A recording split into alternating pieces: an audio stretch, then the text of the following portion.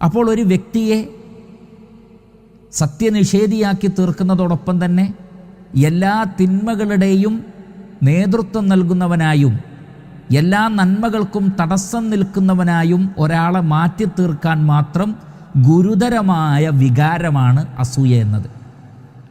അതുകൊണ്ട് വിശ്വാസികൾ അസൂയയെ അങ്ങേയറ്റം കരുതണം. ഒരിക്കലും വിശ്വാസികൾക്ക് അസൂയ ഉണ്ടാവാൻ പാടില്ല. കാരണം ഒരാൾക്ക് മറ്റൊരാളോട് അസൂയ തോന്നുമ്പോൾ അത് അയാളുടെ വിശ്വാസത്തെ തന്നെ ബാധിക്കുന്നുണ്ട്. എന്താണ് ആ വിശ്വാസം? സത്യവിശ്വാസികൾ വിശ്വസിക്കേണ്ടത് പ്രപഞ്ചത്തിൽ എല്ലാം അള്ളാഹുവിൻ്റെ സൃഷ്ടികളാണ്. അവൻ ഉദ്ദേശിക്കുന്ന അളവിലും തോതിലുമാണ് ഓരോന്നിനെയും അവൻ സൃഷ്ടിച്ചത്.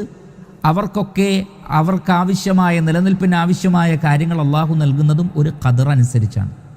മനുഷ്യരുടെ വിഷയവും അങ്ങനെ തന്നെ. അവൻ ഉദ്ദേശിക്കുന്നവർക്ക്